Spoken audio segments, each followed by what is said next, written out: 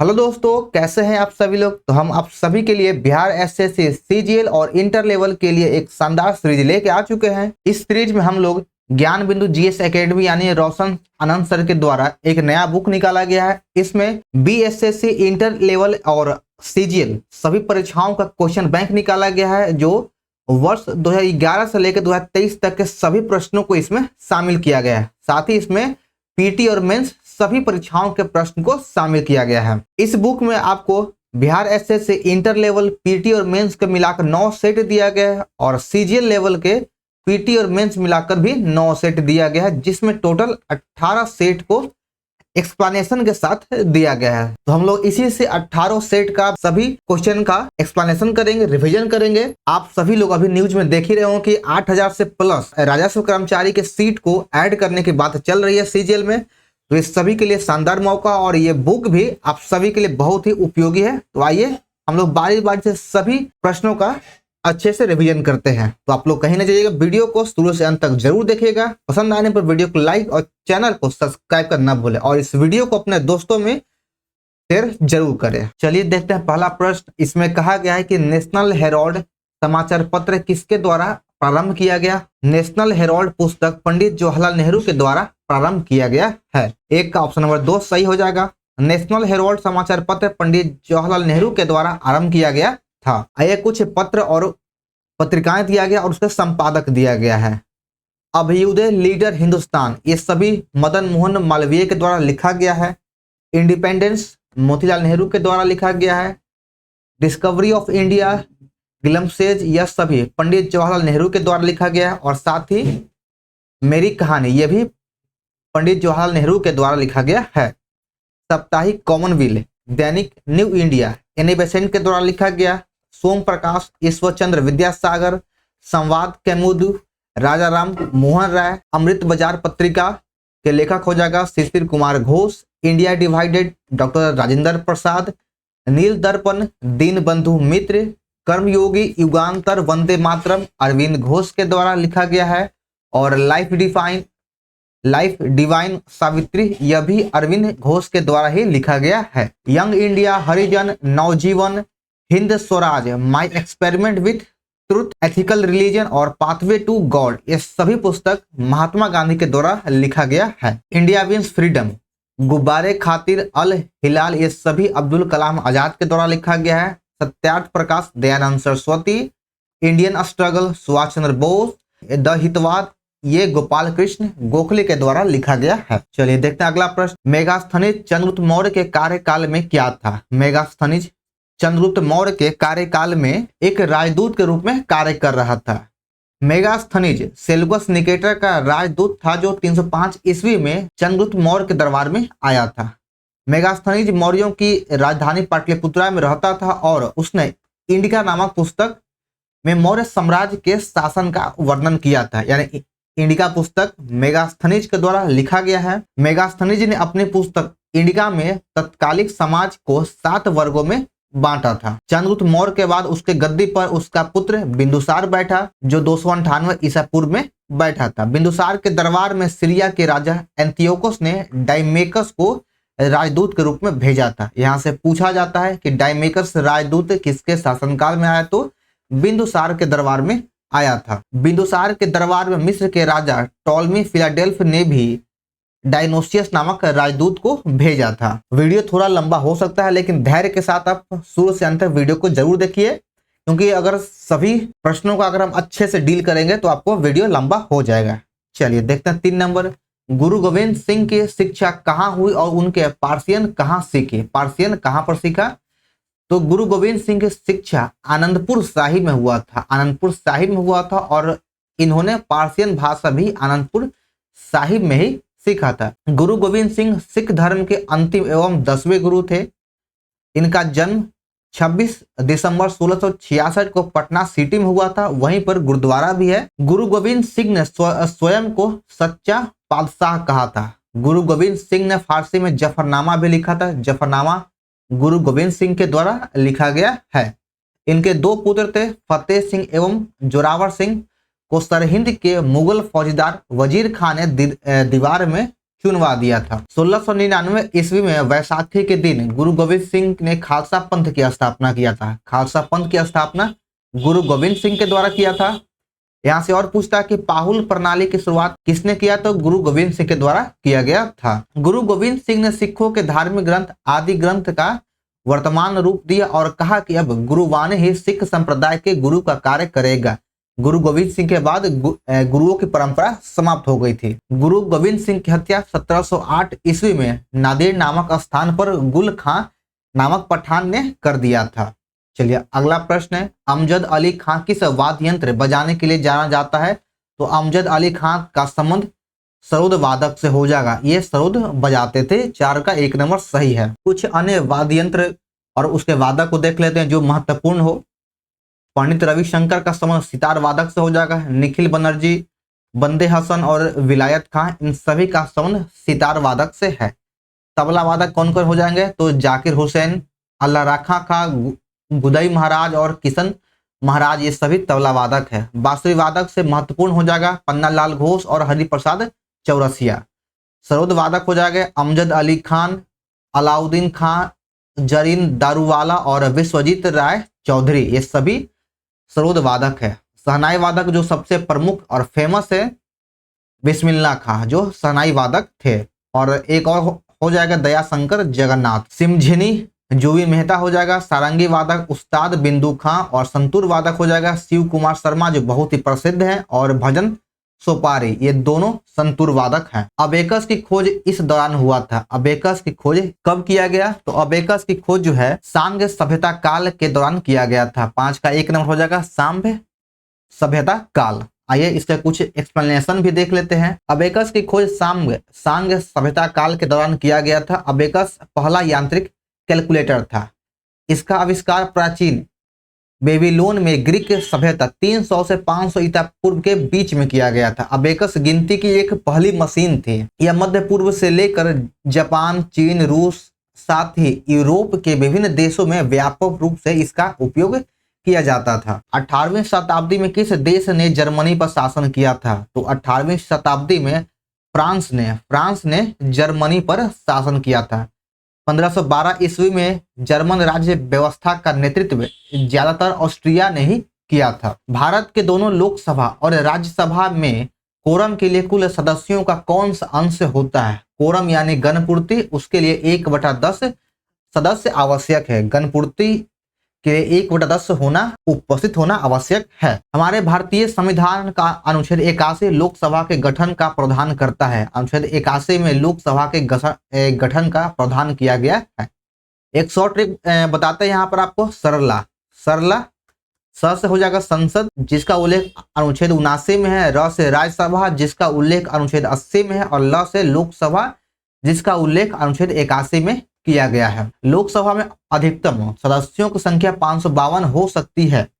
अनुच्छेद 81 के ख के अनुसार संघ राज्य क्षेत्र के प्रतिनिधि 20 से अधिक नहीं हो सकता है। लेकिन यहाँ पर आप एक कुछ चीज देख लीजिए कि लोकसभा के सदस्यों का चुनाव प्रादेशिक प्रतिनिधित्व प्रणाली के आधार पर एकल निर्वाचन क्षेत्र में सीधे जनता के द्वारा प्रत्यक्ष रूप से किया जाता है।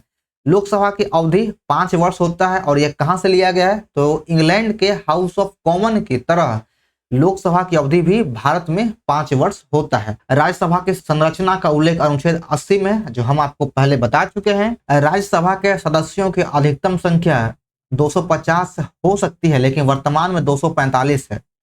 और इसमें राष्ट्रपति के द्वारा साहित्य, विज्ञान, कला और समाज सेवा के क्षेत्र में 12 व्यक्तियों को मनोनीत किया जाता है। राज्यसभा के सदस्यों हेतु अहर्ताएं की चर्चा अनुच्छेद 84 में किया गया है। राज्यसभा एक अस्थायी सदन है, अर्थात राज्यसभा का विघटन कभी नहीं किया जा सकता है। इसका उल्लेख अनुच्छेद 83 के 1 में किया गया है। राज्यसभा में 2 पदाधिकारी होते हैं, एक सभापति और दूसरा उप सभापति होता है। राज्यसभा का सभापति भारत का उपराष्ट्रपति ही होता है। भारतीय संविधान के अनुच्छेद 100 में गणपूर्ति यानी कोरम का व्यवस्था या प्रावधान किया गया है। गणपूर्ति का उल्लेख अनुच्छेद 100 में किया गया है। चलिए 8वां नंबर प्रश्न है कि साप्ताहिक चार्ली हेब्डो कहां से प्रकाशित किया जाता है, तो साप्ताहिक चार्ली हेब्डो का प्रकाशन पेरिस से किया जाता है। 8 का 2 नंबर हो जाएगा पेरिस। यह फ्रांस की व्यंग मैगजीन है जो फरवरी 2006 में इस्लामी पैगंबर मोहम्मद का कार्टून छापने को लेकर काफी चर्चा में आया। चलिए अगला प्रश्न है, जो इंपॉर्टेंट होगा हम उसका एक्सप्लेनेशन करा देंगे, जो नहीं होगा उसे हम कुछ चीजों को स्किप भी कर देंगे। अगला प्रश्न है कि H1N1 किसके द्वारा होता है? तो H1N1 यह विषाणु के द्वारा होने वाला एक रोग है जो श्वसन से संबंधित बीमारी है। H1N1 टाइप ए इन्फ्लुएंजा एक वायरल इन्फेक्शन है जो मूल रूप से सुअरों से मनुष्यों में फैलता है। H1N1 या फिर इसे ही स्वाइन फ्लू कहा जाता है। ये वायरस पहली बार 2009 में इंसानों को प्रभावित किया था। स्वाइन फ्लू के अधिकांश लक्षण इन्फ्लुएंजा से काफी मिलता जुलता है, जैसे कि बुखार, सिर दर्द, डायरिया, गले में खसरा, ठंडा लगना इत्यादि। अब यहाँ पर विषाणु यानी वायरस से संबंधित कुछ जानकारी हम ले लेते हैं कि विषाणु का खोज सर्वप्रथम 1892 ईस्वी में रूसी वैज्ञानिक D.I. इवानोव्स्की के द्वारा किया गया था। यह TMV टोबैको मोजेको वायरस के रूप में जो रोगग्रस्त तंबाकू पौधों पर देखा गया था इस वायरस को। यहाँ से महत्वपूर्ण यही है कि खोजकर्ता कौन है? तो इवानोव्स्की विषाणु के खोजकर्ता है। अब यहाँ पे जीवाणु है, तो जीवाणु को सर्वप्रथम खोजकर्ता 1676 ईस्वी में एंटोनी वॉन लीवनहॉक के द्वारा किया गया था और 1864 में लुई पास्चर एवं 1876 में रॉबर्ट कोच ने यह मत व्यक्त किया कि इन जीवाणुओं से रोग फैलते हैं, जैसे कि एंथ्रेक्स, क्षय रोग और टिटेनस। जीवाणु मुक्त एक कोशिकीय होता है एवं इनके केंद्रक झिल्ली नहीं पाया जाता है, अतः इनका आनुवंशिकी पदार्थ बिखरा रहता है। कुछ वायरस के वजह से होने वाला बीमारी दिया गया है, आइए उसे एक बार देख लेते हैं कि पोलियो यह इंटोरो वायरस की वजह से होता है। ठीक है, अगला है कि डेंगू बुखार यह अरबो वायरस के वजह से होगा। डेंगू बुखार अरबो वायरस के वजह से होता है। छोटी माता वेरिसेला जोस्टर वायरस की वजह से होगा। चेचक जो है वेरियोला वायरस की वजह से होता है। इन्फ्लुएंजा H3N2 इन्फ्लुएंजा वायरस की वजह से होता है। एड्स जो है यह एक HIV वायरस के कारण होता है और यह CD4 और T सेल को नुकसान करती है। डेंगू बुखार एडिस मॉस्किटो से फैलने वाला यह एक वायरस रोग है। अब कुछ जीवाणु से होने वाले रोग दिया गया है, जैसे टीबी यह फेफड़ा को प्रभावित करता है। हैजा पाचन तंत्र को प्रभावित करता है। न्यूमोनिया फेफड़ा को प्रभावित करता है। ब्रोंकाइटिस यह श्वसन तंत्र को प्रभावित करता है। कुकर खांसी यह श्वसन प्रणाली को ही प्रभावित करता है। टिटेनस क्लोस्ट्रीडियम टिटेनी संक्रमक के वजह से होता है। टाइफाइड साल्मोनेला टाइफसी के वजह से होता है और ये आंत को प्रभावित करता है। कोड माइक्रोबैक्टीरियम लेप्री के वजह से होता है और यह कुष्ठ रोग त्वचा को प्रभावित करता है। डिप्थीरिया रोग सांस लेने में समस्या होता है। प्लेग जो है चूहों की वजह से होता है। चूहों के खाए गए जूठा किए गए भोजन को अगर ग्रहण करेंगे तो उसे प्लेग हो जाता है। क्षय रोग माइक्रोबैक्टीरियम ट्यूबरक्लोसिस से होता है। सिफिलिस यह प्रजनन अंग को प्रभावित करता है। ट्रैकोमा ये आंख को प्रभावित करने वाला रोग है। राइनाइटिस इससे नाक प्रभावित होता है और एक है स्कारलेट ज्वर।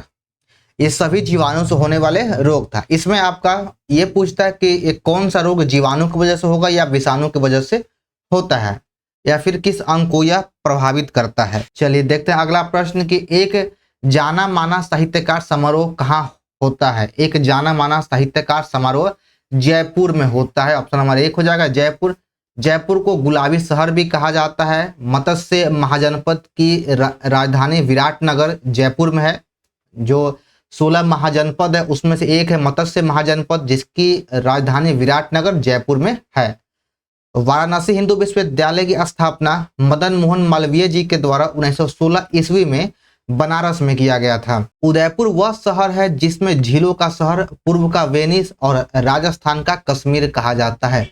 उदयपुर शहर को इन 3 उपमाओं से कहा गया, जैसे कि झीलों का शहर, पूर्व का वेनिस, राजस्थान का कश्मीर, ये सभी उदयपुर शहर को कहा जाता है।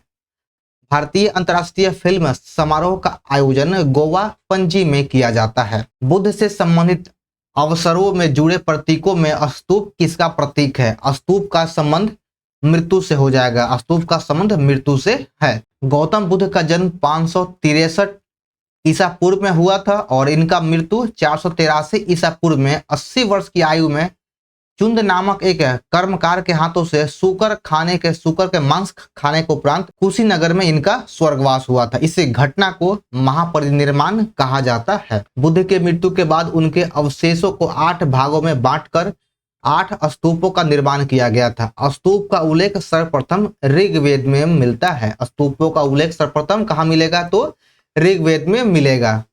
सांची का स्तूप मध्य प्रदेश में है, बरहुत स्तूप मध्य प्रदेश में ही है, और सारनाथ उत्तर प्रदेश जो वाराणसी शहर के पास में स्थित है। धर्मराजिका स्तूप का निर्माण अशोक के द्वारा करवाया गया था, जिसका संबंध मौर्य वंश से है। बुद्ध के जन्म से कुछ घटना और प्रतीक दिया गया है, तो आइए जानते हैं कि कौन सा प्रतीक किस घटना को दर्शाता है। हाथी का जो प्रतीक है यह माता के गर्भ में आना, कमल का संबंध बुद्ध के जन्म से है, घोड़ा गृह त्याग से हो जाएगा, बोधि वृक्ष का संबंध ज्ञान की प्राप्ति से है, भगवान बुद्ध का ज्ञान की प्राप्ति बोध गया में फल्गु नदी के किनारे बोधि वृक्ष के नीचे हुआ था। धर्मचक्र का संबंध प्रथम उपदेश से हो जाएगा, और भूमि स्पर्श का संबंध इंद्रियों पर विजयी से है, और स्तूप का बता चुके हैं कि यह मृत्यु से संबंधित है। बुद्ध ने अपना प्रथम उपदेश सारनाथ ऋषिपत्तनम में दिया था, जिसे महाधर्मचक्र परिवर्तन कहा गया है। बुद्ध ने लगातार भ्रमण कर केवल वर्षा ऋतु को छोड़कर 40 साल तक उपदेश दिया। बुद्ध के द्वारा सबसे अधिक उपदेश कौशल प्रदेश के राजधानी श्रावस्ती में दिया गया था। बुद्ध के द्वारा अष्टांगी मार्ग का प्रतिपादन में किया गया। बौद्ध धर्म के 3 रत्न हैं, बुद्ध, धम्म और संघ। बुद्ध ने अपने उपदेशों का प्रचार किस भाषा में किया था? यह बहुत बार पूछा गया प्रश्न है, तो यह पाली भाषा में किया था। बुद्ध ने अपना उपदेश जो है पाली भाषा में दिए थे। अगला प्रश्न है कि गुप्त वंश का अंतिम शासक कौन था? गुप्त वंश का अंतिम शासक विष्णुगुप्त हो जाएगा। ऑप्शन नंबर 2 सही है। चलिए देख लेते हैं बाकी फैक्ट को कि गुप्त वंश का अंतिम शासक विष्णुगुप्त हो जाएगा।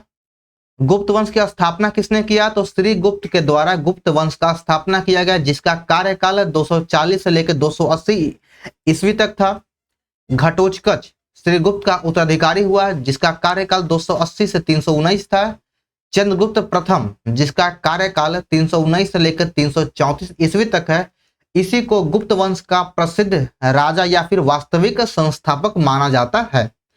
चंद्रगुप्त प्रथम के द्वारा ही गुप्त संवत चलाया गया था। 1319 से 1320 में अपने राज्यारोहण के उपलक्ष्य में गुप्त संवत को चलाया गया था। चंद्रगुप्त प्रथम का उत्तराधिकारी उसका पुत्र समुद्रगुप्त हुआ, जिसका कार्यकाल 335 से 380 ईस्वी हुआ। समुद्रगुप्त के विषय में जानकारी हरिसेन रचित प्रयाग प्रशस्ति इलाहाबाद स्तंभ लेख से मिलता है। डॉक्टर वी ए स्मिथ ने समुद्रगुप्त को भारत का नेपोलियन की उपाधि दी है। भारत का नेपोलियन समुद्रगुप्त को कहा जाता है, और यह उपाधि ए स्मिथ के द्वारा दिया गया है। समुद्रगुप्त को कविराज भी कहा जाता है। देखिए यह भी प्रश्न पूछा गया कि कविराज किसे कहा जाता है, तो समुद्रगुप्त को कहा जाता है। समुद्रगुप्त को कई सिक्कों पर वीणा वादन करते हुए भी दिखाया गया है। समुद्रगुप्त के मृत्यु के बाद रामगुप्त शासक बना, जो एक कमजोर शासक था। देवी चंद्रगुप्तम का लेखक हो जाएगा विशाख दत्त। चंद्रगुप्त द्वितीय, जिसे विक्रमादित्य कहा जाता है, वह 380 से 412 ईस्वी तक समुद्रगुप्त एवं दत्ता देवी का पुत्र था। महरौली स्तंभ लेख में राजा चंद्र का वर्णन है, जिसकी पहचान चंद्रगुप्त द्वितीय से किया जाता है। चंद्रगुप्त द्वितीय के समय ही चीनी यात्री फाहियान भारत आया था। 399 से लेकर 414 ईस्वी तक, यानी 15 वर्ष तक ये भारत में रहा। उसके बाद है कुमार गुप्त प्रथम 415 से 455 ईस्वी तक, जिसने नालंदा विश्वविद्यालय का स्थापना किया था। नालंदा विश्वविद्यालय का स्थापना कुमार गुप्त प्रथम के द्वारा किया गया। स्कंदगुप्त के बारे में देख लेते हैं। स्कंदगुप्त का शासनकाल 455 से लेकर 467 ईस्वी तक रहा, और भीतरी अभिलेख जो गाजीपुर हुनों द्वारा आक्रमण की जानकारी मिलता है, हुनों का आक्रमण की जानकारी हमें भीतरी स्तंभ लेख से मिलता है। इसका संबंध स्कंदगुप्त से है। स्कंदगुप्त ने प्रशासनिक सुविधा के उद्देश्य से अयोध्या को अपनी राजधानी बनाया था। विष्णुगुप्त गुप्त वंश का अंतिम शासक था। गुप्त वंश का अंतिम शासक विष्णुगुप्त है। तो हम लगभग अपने पूरे गुप्त वंश को यहाँ पर देख चुके हैं, जो भी इंपॉर्टेंट फैक्ट थे। चलिए आगे है अगला प्रश्न 13 नंबर। किसने दाऊद को पटना और हाजीपुर से खदेड़कर बाहर कर दिया था? तो अकबर ने दाऊद को पटना और हाजीपुर से खदेड़कर बाहर कर दिया था। तो 13 का ऑप्शन नंबर 4 सही है, अकबर। मुल्ला दाऊद खां का विद्रोह अकबर के काल में बिहार में शुरू हुआ था। दाऊद खां का विद्रोह 1574 से लेकर 1576 ईस्वी में हुआ था। अगर अकबर के शासनकाल का अगर बात करें तो यह 1556 से लेकर के 1605 ईस्वी तक अकबर का शासनकाल रहा। बाबर का शासनकाल यहाँ पर देख लेते हैं, तो इसका शासनकाल 1526 से लेकर के 1530 ईस्वी तक था। पानीपत के प्रथम युद्ध में मुगल वंश की स्थापना हुआ था। पानीपत का दूसरा युद्ध 1556 में हुआ था अकबर के समय में। और हुमायूं का शासनकाल 1530 से लेकर के 1556 ईस्वी तक रहा, लेकिन यह 1540 ईस्वी से यहाँ पर शेर शाह का शासनकाल स्टार्ट हो चुका था दिल्ली पर। जहांगीर का शासनकाल 1605 से लेकर के 1627 ईस्वी तक शासनकाल है। अगला प्रश्न है कि अकबर के राज्य दरबार में कितने रत्न थे? तो अकबर के राज्य दरबार में 9 रत्न थे। ऑप्शन नंबर 2 हो जाएगा 9 रत्न। उसमें सबसे प्रथम है बीरबल, जिसे महेश दास कहा गया और अकबर ने इसे राजा या फिर कवि प्रिय की उपाधि दिया था। दूसरा है टोडरमल, जो अकबर का वित्त मंत्री था। मान सिंह यह अकबर का सेनापति था। तानसेन, जिसे रामतनु पांडे भी कहा जाता और यह अकबर के दरबार का प्रसिद्ध गायक था। मुल्ला दो प्याजा यह अकबर का सलाहकार था। फैजी, इसने लीलावती गणित की पुस्तक का फारसी में अनुवाद किया था। हकीम हुकाम यह रसोइया का प्रधान था। अब्दुल रहीम खाने खाना यह बैरम खां का पुत्र था, जिसने गुजरात विजय के बाद अकबर ने इसे खाने खाना की उपाधि से सम्मानित किया। और नौमा है अब्दुल फजल, जिसने आईने अकबरी और अकबरनामा जैसे महत्वपूर्ण पुस्तकों की रचना किया था। आईने अकबरी और अकबरनामा की रचना अब्दुल फजल के द्वारा किया गया था। पानीपत का दूसरा युद्ध 5 नवंबर 1556 को अकबर और हेमू के बीच में हुआ था। और दसवंत एवं बसावन अकबर के दरबार के प्रमुख चित्रकार थे। गुजरात विजय के दौरान अकबर सर्वप्रथम पुर्तगालियों से मिला और यहीं पर उसने सर्वप्रथम समुद्र को देखा था। तो यहाँ से प्रश्न पूछ लिया जाता है कि अकबर ने सर्वप्रथम समुद्र को किस विजय के दौरान देखा था? तो गुजरात विजय के दौरान और पुर्तगालियों से मिलने के क्रम में। बुलंद दरवाजा का निर्माण अकबर ने गुजरात विजय के उपलक्ष्य में करवाया था। अकबर ने अनुवाद विभाग की भी स्थापना किया। अगला प्रश्न है कि गोवा से पूर्व पुर्तगालियों की भारत में कौन सी राजधानी थी? गोवा से पहले जो है पुर्तगालियों की राजधानी कौन थी भारत में? तो कोचीन हो जाएगा। कोचीन ऑप्शन नंबर 1 सही है। गोवा से पूर्व पुर्तगालियों की भारत में राजधानी कोचीन थी। 1509 ईस्वी में अल्फांसो डी अल्बुकर्क दूसरा पुर्तगाली गवर्नर था, बनकर भारत आया और इसने कोचीन को अपना मुख्यालय बनाया था। अल्फांसो डी अल्बुकर्क को भारत में पुर्तगाली शक्ति का वास्तविक संस्थापक माना जाता है। यहाँ से बहुत बार पूछता है कि पुर्तगाली शक्ति का वास्तविक संस्थापक कौन है? तो अल्फांसो डी अल्बुकर्क। 1510 ईस्वी में अल्बुकर्क ने यूसुफ आदिल शाह यानी बीजापुर के सुल्तान से गोवा को छीन लिया था और फिर जाके गोवा को राजधानी बनाया गया 1530 ईस्वी में नीनो डी कुन्हा के द्वारा। कुछ अन्य महत्वपूर्ण तथ्य दिया गया कि प्रथम पुर्तगाली वास्को डी गामा था, जो 17 मई 1498 को भारत के पश्चिमी तट स्थित कालीकट यानी केरल के बंदरगाह पर उतरा था, जिसका स्वागत जमूरिन ने किया था। दूसरा पुर्तगाली था पेड्रो अल्बरेज, जो 1500 ईस्वी में भारत आया। वास्को डी गामा पुनः 1502 ईस्वी में पुनः भारत आया था और 1505 में फ्रांसिस्को डी अल्मेडा प्रथम पुर्तगाली के रूप में भारत आया था। अल्मीडा ने भारत में शांत जल नीति को अपनाया था। तो यहाँ पर पुर्तगाली वास्को डी गामा था 2 बार आया, 1498 में और दूसरी बार 1502 में। लेकिन एक और है 1524 वास्को डी गामा भारत 3 बार आया था, 1498, 1502 और एक है 1524। भारत में पहला प्रिंटिंग प्रेस की स्थापना पुर्तगालियों के द्वारा गोवा में 1556 में किया गया था। गौथिक स्थापत्य कला का प्रचलन भी पुर्तगालियों के द्वारा किया गया। पुर्तगालियों ने 1503 ईस्वी में कोचीन केरल में अपना पहली फैक्ट्री की स्थापना किया था। पुर्तगाली भारत में सबसे पहले आया और सबसे बाद में गया था, यानी 1961 में गोवा को छोड़कर अंत में गया। एक प्रश्न दिया गया, उसे हम लोग इतने ज्यादा टॉपिक को कवर कर ले रहे हैं कि आपको कोई भी प्रश्न छूटने वाला नहीं है। तो आप वीडियो को शुरू से अंत तक देखिएगा। वीडियो बेशक ही आपको लंबा होने वाला है, 1 से 1.5 घंटे का वीडियो हो जाएगा। अगला प्रश्न है कि बैगनी प्रकाश के गामा का परास कितना होता है? तो गामा का परास 380 से 450 nm हो जाता है। एक रोगी के शरीर के अंदर देखने के लिए क्या उपयोगी है? तो एक रोगी के शरीर के अंदर देखने के लिए प्रकाशीय तंतु का उपयोग किया जाता है। प्रकाशीय तंतु जिसे ऑप्टिकल फाइबर का उपयोग करके अंदर देखा जाता है। ऑप्टिकल फाइबर जो है पूर्ण आंतरिक परावर्तन के सिद्धांत पर काम करता है। चलिए देखिए 18 नंबर, उत्तरी गोलार्ध में सबसे लंबी रात्रि कब होता है? उत्तरी गोलार्ध की अगर बात कर रहा है तो उत्तरी गोलार्ध में सबसे लंबी रातें 22 दिसंबर को होता है। सबसे लंबा रात 22 दिसंबर को। और यही पूछता है कि सबसे बड़ा दिन कब होता है उत्तरी गोलार्ध में, तो 21 जून को सबसे बड़ा दिन होता है उत्तरी गोलार्ध में। यही अगर दक्षिणी गोलार्ध की बात कर दे तो वहां पर उल्टा हो जाता है। दक्षिणी गोलार्ध में 21 जून को सबसे छोटा दिन या फिर बड़ी रात है और 22 दिसंबर को सबसे बड़ा दिन। यहाँ पर दिया होगा कि 22 दिसंबर को सूर्य मकर रेखा पर होता है और 23.5 डिग्री दक्षिणी अक्षांश पर लंबवत होता है। इस दिन दक्षिणी गोलार्ध में सबसे बड़ा दिन, हम आपको बता चुके हैं कि दक्षिणी गोलार्ध में 22 दिसंबर को सबसे बड़ा दिन और रात सबसे छोटा होगा। इसके विपरीत उत्तरी गोलार्ध में सबसे छोटा दिन और रात सबसे लंबी होती है। 21 जून को सूर्य कर्क रेखा पर 23.5 डिग्री उत्तरी अक्षांश पर लंबवत होता है।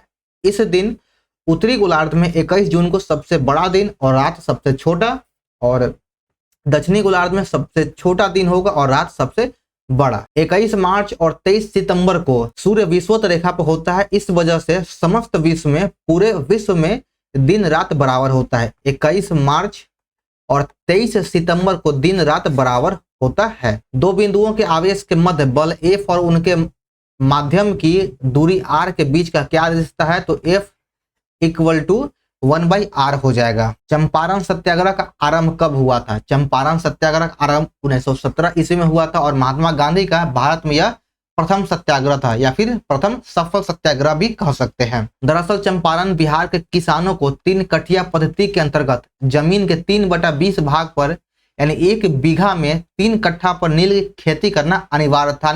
मजबूरन उन्हें 3 कट्ठों पर नील की खेती करना पड़ता था। 1916 ईस्वी के लखनऊ कांग्रेस अधिवेशन में चंपारण के राजकुमार शुक्ल ने गांधी जी से चंपारण आने का आग्रह किया, निवेदन किया। गांधी जी अप्रैल 1917 में चंपारण पहुंचे और अपने सत्याग्रह द्वारा किसानों को राहत दिलाई। कुछ अन्य तथ्य दिया गया है कि वर्ष 1917 के चंपारण सत्याग्रह की सफलता के बाद 1918 में अहमदाबाद मिल मजदूरों की हड़ताल को भी गांधी जी ने अपना समर्थन दिया। 1918 में अहमदाबाद मिल मजदूर हड़ताल हुआ था, क्योंकि यहाँ पे रीजन यह था कि मिल मजदूरों और मालिकों के बीच प्लेग बोनस को लेकर यहाँ विवाद चल रहा था। तो गांधी जी के अनशन के बाद मिल मालिकों ने 35% बोनस देना स्वीकार किया। उसके बाद 1918 ईस्वी में ही खेड़ा सत्याग्रह हुआ था। दरअसल खेड़ा के किसान फसल नष्ट हो जाने के कारण लगान को स्थगित करना चाहते थे, परंतु सरकार तैयार नहीं थी। अंततः गांधी जी के हस्तक्षेप के बाद सरकार को झुकना पड़ा। उत्तर प्रदेश का राजकीय फूल क्या है? तो उत्तर प्रदेश का राजकीय फूल पलाश हो जाएगा। ऑप्शन नंबर 2 सही है, पलाश उत्तर प्रदेश का राजकीय फूल है। कुछ और दिया गया कि उत्तर प्रदेश का राजकीय पशु बारहसिंगा, राजकीय पक्षी सारस या क्रेन, चिन्ह मछली और तीर कमान। विधानसभा द्विसदनात्मक, यहाँ पर विधानसभा और विधान परिषद दोनों है। विधानसभा के सदस्यों की संख्या 404, विधान परिषद में 100, राज्यसभा में 31 और लोकसभा में 80 है। यहाँ पे कुछ राज्यों के राजकीय फूल और राजकीय पक्षी का नाम दिया गया है, तो हम सभी को नहीं लेकिन बिहार को देख लेंगे कि बिहार का राजकीय फूल पॉट मैरीगोल्ड यानी गेंदा का फूल होता है और राजकीय पक्षी गोरिया हो जाएगा। इसके लगे झारखंड का भी देख लेते हैं कि झारखंड का राजकीय फूल पलाश है और पक्षी कोयल हो जाएगा। वाल्मीकि राष्ट्रीय उद्यान कहाँ पर स्थित है? तो वाल्मीकि राष्ट्रीय उद्यान बिहार में स्थित एकमात्र राष्ट्रीय उद्यान है। यह भारत नेपाल सीमा पर बिहार के पश्चिम चंपारण जिले में गंडक नदी के तट पर स्थित है। यह पश्चिम चंपारण जिले के कुल भौगोलिक क्षेत्रफल का 17.4% क्षेत्र पर यह फैला हुआ राष्ट्रीय उद्यान है।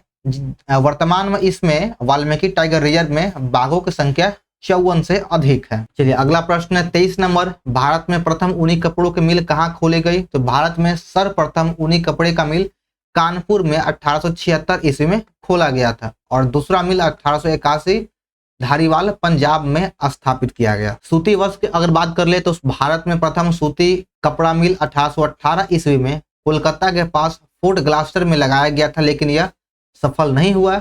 फिर बाद में इसे 1854 ईस्वी में कावासी डावर द्वारा मुंबई में एक आधुनिक सूती वस्त्र उद्योग खोला गया जो सफल रहा। प्राकृतिक रेशम की कितने मुख्य किस्में हैं? प्राकृतिक रेशम के मुख्य चार किस्म है, मलबरी रेशम, मूंगा रेशम, ईरी रेशम और तसर रेशम। ये 4 किस्म है प्राकृतिक रेशम के। भारत रेशम उत्पादन में चीन के बाद दूसरे नंबर पे सबसे बड़ा देश है।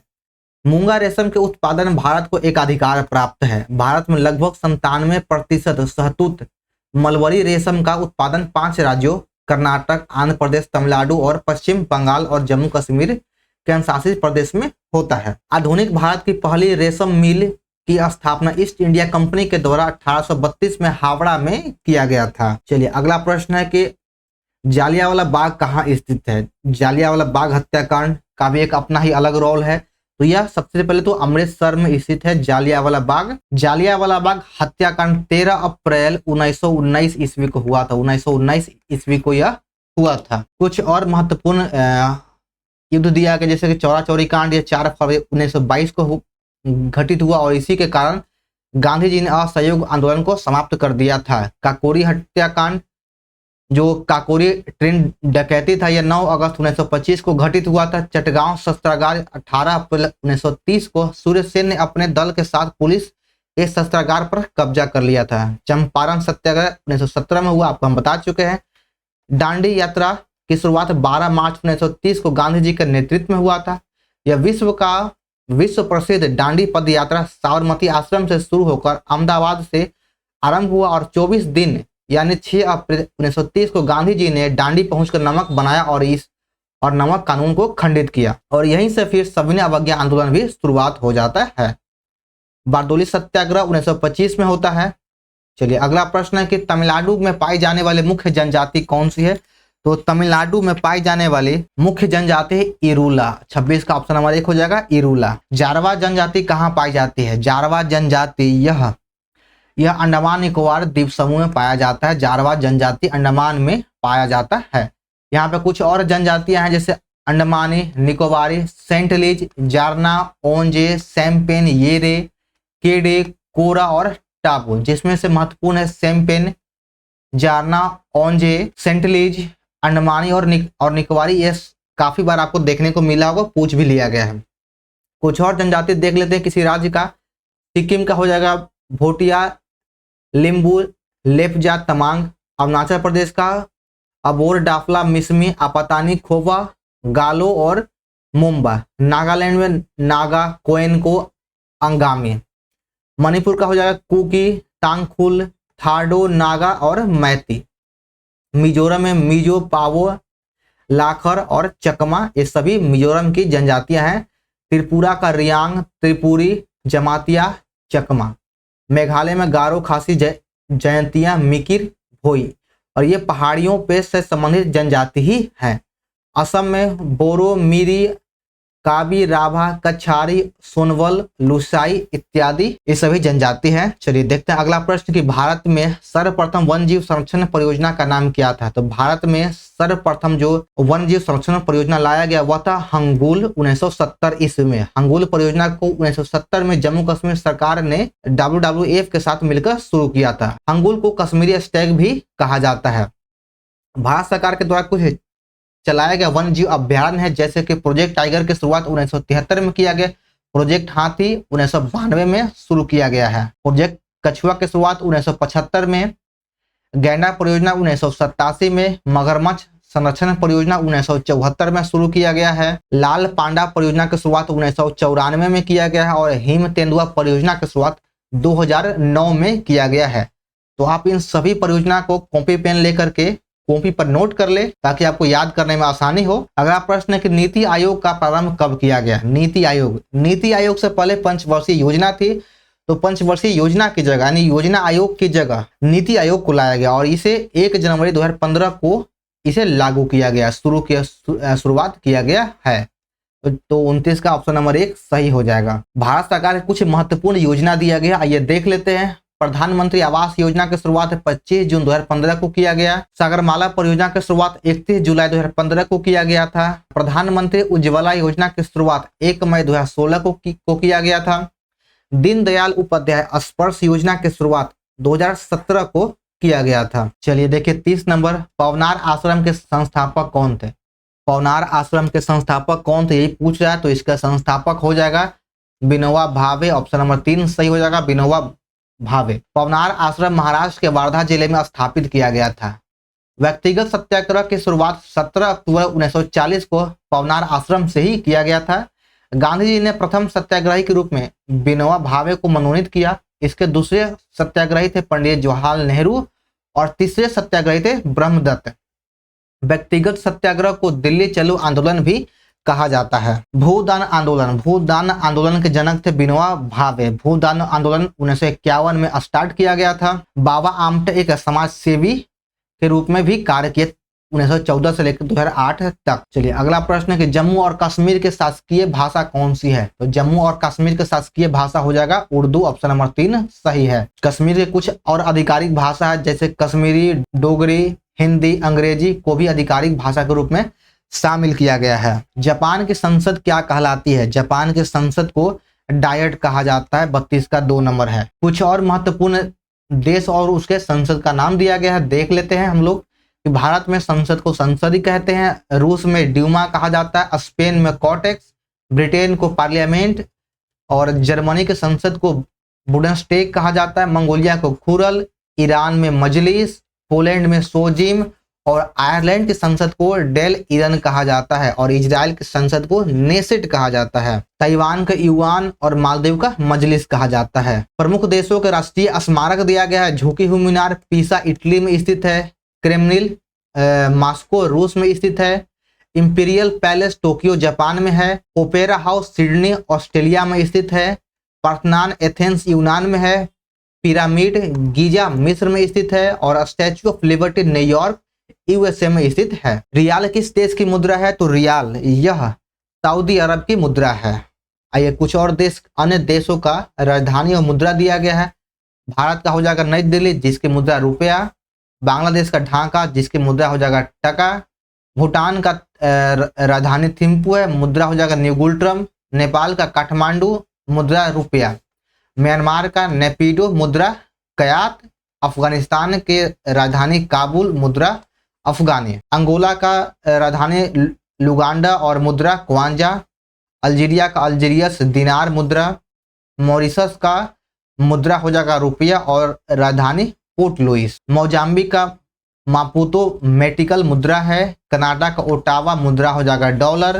क्यूबा का हवाना मुद्रा पीसो। पनामा का राजधानी पनामा सिटी मुद्रा बालबुआ। बरमूडा का राजधानी हैमिल्टन मुद्रा हो जाएगा डॉलर। बहमाज का राजधानी नसाउ और मुद्रा डॉलर। कोस्टारिका का राजधानी सेंट जोस हो जाएगा और मुद्रा कोलोन। भारतीय झंडे में चक्र का रंग क्या होता है। तो भारतीय झंडे में चक्र का रंग नीला होता है। 34 का 1 नंबर सही है। हमारे भारत के राष्ट्रीय ध्वज जिसे तिरंगा भी कहते हैं, इसमें 3 रंग होता है और इसे 22 जुलाई 1947 को आयोजित भारतीय राष्ट्रीय संविधान सभा की बैठक में इसे अपनाया गया था। सबसे ऊपर केसरिया रंग होता है, बीच में श्वेत पट्टी होता है और नीचे हरा रंग होता है। और ध्वज की लंबाई और चौड़ाई का अनुपात 3:2 होता है और इसमें बीच में चक्र होता है जिसमें 24 तिलियां होती है। झंडा समिति के अध्यक्ष है डॉक्टर राजेंद्र प्रसाद और राष्ट्रीय ध्वज संबंधित तदर्थ समिति के अध्यक्ष भी डॉक्टर राजेंद्र प्रसाद ही थे। अगला प्रश्न है कि वंदे मातरम का अंग्रेजी में अनुवाद किसने किया था। तो वंदे मातरम का अंग्रेजी में अनुवाद अरविंद घोष के द्वारा किया गया था। 35 का 3 नंबर सही है। वंदे मातरम की रचना 1875 में बंकिम चंद्र चटर्जी के द्वारा किया गया था और बाद में इसे बंकिम चंद्र ने अपने उपन्यास आनंद मठ में जोड़ दिया था। पहली बार इसे 1896 कलकत्ता में आयोजित कांग्रेस के वार्षिक अधिवेशन में गाया गया था और इस अधिवेशन की अध्यक्षता रहीमतुल्लाह सियानी के द्वारा किया गया था। वंदे मातरम को 24 जनवरी 1950 को भारतीय संविधान सभा के द्वारा इसे राष्ट्रीय गीत के रूप में अपनाया गया। एक चैत प्रायः पड़ता है किस दिन। जो चैत होता है वह 22 मार्च को पड़ता है। चैत हमारा हिंदू धर्म के अनुसार प्रथम महीना और अंतिम महीना फागुन हो जाएगा। भारत सरकार ने राष्ट्रीय पंचांग को 22 मार्च 1957 को लागू किया था, जो शक संवत पर आधारित है और शक संवत की शुरुआत 78 ईस्वी में किया गया था। सत्यमेव जयते कहाँ से लिया गया है। तो सत्यमेव जयते को मुंडको उपनिषद से लिया गया। 37 का 2 नंबर हो जाएगा। चलिए देखते हैं 38 नंबर की मार्च 2016 में गतिमान एक्सप्रेस के आजमाइशी दिल्ली और इस शहर में किस शहर के मध्य किया गया था? तो गतिमान एक्सप्रेस का शुरुआत दिल्ली और आगरा के बीच में किया गया था। 38 के 4 नंबर हो जाएगा। किसका उपनाम दवाल है? दवाल जो है यह राहुल द्रविड़ का उपनाम है। ऑप्शन नंबर 4 हो जाएगा राहुल द्रविड़। कुछ प्रमुख खिलाड़ियों का उपनाम दिया गया है। हॉकी का जादूगर major Dhyanchand, flying fish Michael Phelps, flying Sikh Milkha Singh, उड़न परी और golden girl PT Usha, super mom Mary Kom को कहा जाता है, lightning kid Vishwanath Anand, Rawalpindi express Shoaib Akhtar को, जेमी the wall, mister reliable Rahul Dravid, Haryana hurricane Kapil Dev को, master blaster Sachin Tendulkar, Dhing express Hima Das को, the iron lady Karnam Malleswari को कहा जाता है। रेड क्रॉस का मुख्यालय कहाँ स्थित है? रेड क्रॉस का मुख्यालय स्विट्जरलैंड में स्थित है। 40 का 1 नंबर हो जाएगा। इसका मुख्यालय जनेवा स्विट्जरलैंड में है। रेड क्रॉस की स्थापना 1863 में हेनरी ड्यूरेंट के द्वारा किया गया था और प्रतिवर्ष 8 मई को विश्व रेड क्रॉस दिवस मनाया जाता है। शांति का नोबेल पुरस्कार विश्व रेड क्रॉस को 3 बार दिया जा चुका है, 17, 44 और 63 में। कुछ प्रमुख संस्था दिया गया संगठन और उसका मुख्यालय है। गैट का मुख्यालय जनेवा हो जाएगा। एमनेस्टी इंटरनेशनल का मुख्यालय लंदन है। एशियाई विकास बैंक एडीबी का मुख्यालय मनीला। दक्षिण पूर्वी एशियाई राष्ट्रों का संघ जकार्ता। नाटो का मुख्यालय ब्रुसेल्स।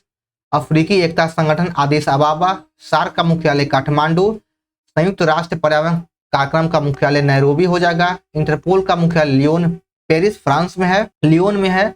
और विश्व व्यापार संगठन WTO का मुख्यालय जनेवा में स्थित है। आनंद मठ के लेखक कौन है? तो आनंद मठ के लेखक बंकिम चंद्र चट्टोपाध्याय हो जाएगा। बंकिम चंद्र चट्टोपाध्याय ऑप्शन नंबर 2 सही है।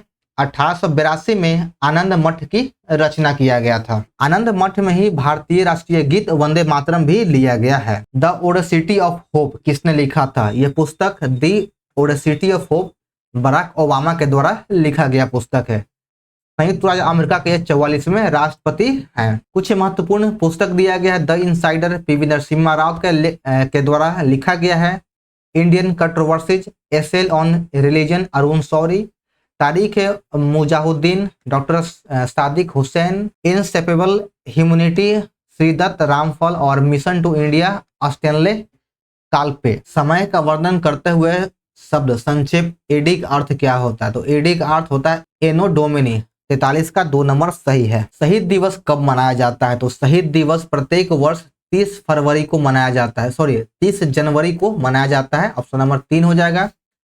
महात्मा गांधी के पुण्यतिथि पर 30 जनवरी को शहीद दिवस के रूप में मनाया जाता है। 30 जनवरी 1948 को महात्मा गांधी की हत्या नाथूराम गोडसे के द्वारा कर दिया गया था, जिसके कारण स्वतंत्र भारत में गोडसे को सर्वप्रथम फांसी दिया गया था। भारत में शहीद दिवस 2 तिथि को मनाया जाता है। एक तो 30 जनवरी को हम लोग सभी लोग जानते हैं और दूसरा शहीद दिवस 23 मार्च को मनाया जाता है, क्योंकि 23 मार्च 1931 को भगत सिंह, राजगुरु और सुखदेव को फांसी दिया गया था। कुछ महत्वपूर्ण दिवस दिया गया है और स्टैटिक जीके से संबंधित महत्वपूर्ण राष्ट्रीय और अंतर्राष्ट्रीय दिवस का एक अलग से हम 2 वीडियो अपलोड कर दिए हैं। अगर आप लोग नहीं देखें तो जाकर देख लीजिए। उसमें सभी 12 महीनों का महत्वपूर्ण राष्ट्रीय और अंतर्राष्ट्रीय दिवस दिया गया है। लुइस ब्रेल दिवस 4 जनवरी को मनाया जाता है। भारतीय प्रवासी दिवस 9 जनवरी को। विश्व कैंसर दिवस 4 फरवरी। वैलेंटाइन दिवस 14 फरवरी। विश्व वन्य जीवन दिवस 3 मार्च। महिला दिवस, अंतर्राष्ट्रीय महिला दिवस 8 मार्च। विश्व स्वास्थ्य दिवस 7 अप्रैल। वीरता दिवस 9 अप्रैल। विश्व श्रमिक दिवस 1 मई। विश्व प्रेस स्वतंत्रता दिवस 3 मई। विश्व पर्यावरण 5 जून।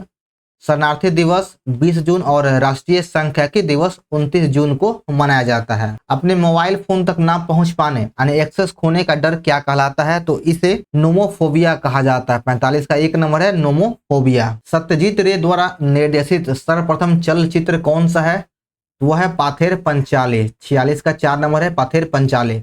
ये पश्चिम बंगाल के फिल्म जगत के प्रसिद्ध निर्देशक थे और इनको 1992 में ऑस्कर पुरस्कार भी दिया गया है। प्रथम मुख्य फिल्म हो जाएगा राजा हरिश्चंद्र के द्वारा निर्मित।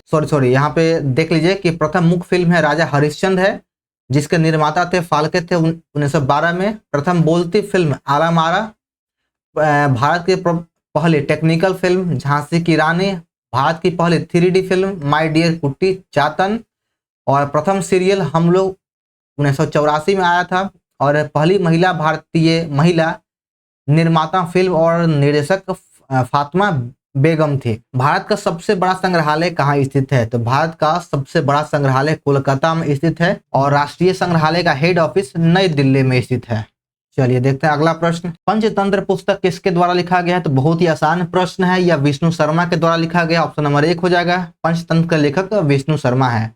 पंचतंत्र को फारसी भाषा में अनुवाद अब्दुल फजल के द्वारा किया गया था अनवर ए सुहौली नामक पुस्तक के रूप में। कुछ महत्वपूर्ण पुस्तक दिया गया है। इरामावतारम का लेखक कंबन हो जाएगा। नया अवतार का लेखक सिद्धसेन। नीतिसार का लेखक कामदंक। योगाचार असंग देवी चंद्रगुप्तम विशाख दत्त।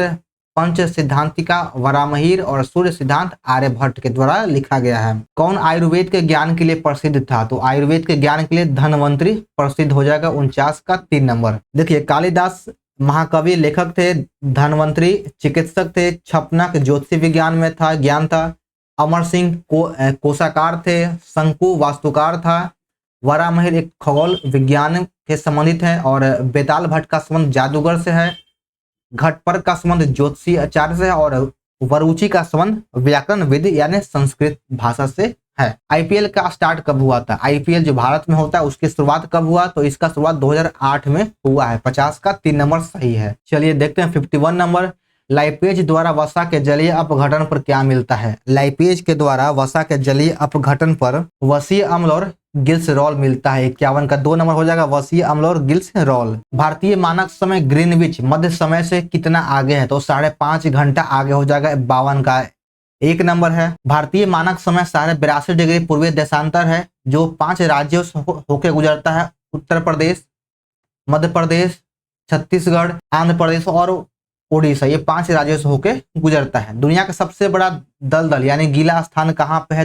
तो दुनिया का सबसे बड़ा दलदल अफ्रीका में स्थित है। 53 का 3 नंबर सही है। कुछ और देख ले। महत्वपूर्ण तथ्य दिया गया है कि विश्व का सबसे गहरा झील बैकाल झील है जो मीठे पानी का है। विश्व का सर्वाधिक ठंडा स्थान बर्फोयांश साइबेरिया रूस में है। सर्वाधिक वर्षा वाला स्थान मासिनराम मेघालय भारत में स्थित है। विश्व के सबसे बड़ी झील कैस्पियन सागर। विश्व का सर्वाधिक लवणता वाला झील वान झील तुर्की में है। एशिया का सबसे गर्म स्थान तिरात जवी जो इजराइल में है और स्थल खंड पर विश्व का सबसे नीचे का स्थान मृत सागर है। विश्व का सबसे ऊंची चोटी माउंट एवरेस्ट 8848 मीटर है। विश्व का सबसे लंबा रेल मार्ग ट्रांस साइबेरियन रेल मार्ग है और सबसे बड़ा मरुस्थल सहारा मरुस्थल अफ्रीका में है। और दक्षिण अमेरिका को पक्षियों का महाद्वीप कहा जाता है। दक्षिण अमेरिका को पक्षियों का महाद्वीप भी कहा जाता है। मानचित्रों में समुद्र की समान गहराई को जोड़ने वाले रेखा को क्या कहा जाता है? समान गहराई को जोड़ने वाली रेखा को आइसोबाथ कहा जाता है। 54 का 3 नंबर है। समान ऊंचाई को मिलाने वाली रेखा को आइसोहिप्स कहा जाता है। समान वायुदाब को मिलाने वाली रेखा को समदाब। आइसोबाथी थर्म समुद्र के जल में समान ताप रेखा को कहा जाता है। समान लवणता वाले बिंदुओं को मिलाने वाली रेखा को आइसोहेलाइन कहा जाता है। आइसोहेल समान सूर्य ताप की अवधि को मिलाने वाली रेखा को कहा जाता है। समान वर्षा वाले स्थान को जोड़ने वाली रेखा को समवर्षा कहा जाता है और समान हिम रेखा वाले स्थान को आइसोनिफ कहा जाता है।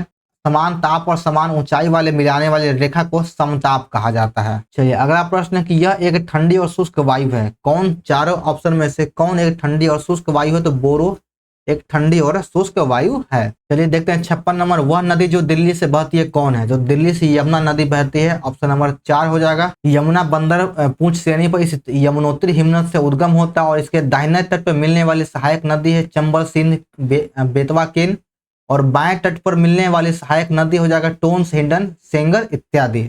इरावदी नदी किसमें मिलती है? तो इरावदी नदी यह बंगाल की खाड़ी में जाकर मिल जाता है। 57 का 1 नंबर है। इरावदी नदी का उद्गम माली और नमाई नदी के संयुक्त धारा से होता है। इरावदी नदी को म्यांमार की जीवन धारा भी कहा जाता है।